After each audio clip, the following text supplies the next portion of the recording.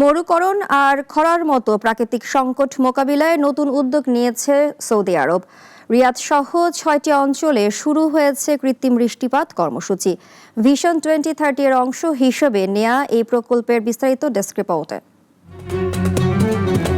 মরুকরণ আর খরার চ্যালেঞ্জ মোকাবিলায় সৌদি আরবের নতুন উদ্যোগ কৃত্রিম বৃষ্টিপাত বা ক্লাউড সিডিং।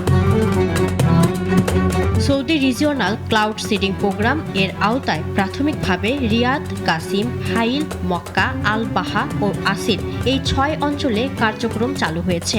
ধীরে ধীরে পুরো দেশ জুড়ে এটি বিস্তৃত করা হবে।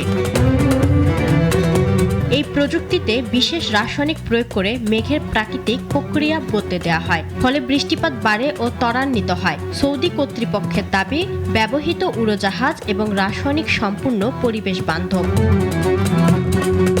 মোহাম্মদ বিন সালমানের ভিশন 2030 এর অংশ হিসেবে নেওয়া এই প্রকল্পের উদ্দেশ্য হল পানির নতুন উৎস সৃষ্টি, বনাঞ্চল বৃদ্ধি এবং জলবায়ু পরিবর্তন মোকাবিলা। প্রকল্পের নির্বাহী পরিচালক ইঞ্জিনিয়ার আইমান আল বার জানালেন, এরই মধ্যে 752টি ফ্লাইটে প্রায় 1879 ঘন্টা কাজ করা হয়েছে।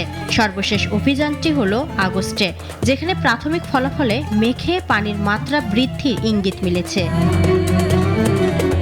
তিনি জানান, গ্রীষ্মকালে ক্লাউড সিডিং বেশ জটিল, কারণ এ সময় মেঘ সাধারণত উষ্ণ হয়। তাই ক্লাউড বেস সিডিং কিংবা ক্লাউড টপ সিডিং বিশেষ পদ্ধতি ব্যবহার করা হয়।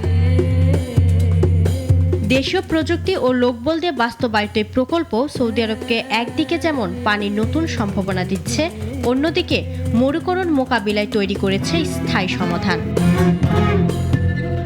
ইফফাত আরা মিথিলা, নাগরিক।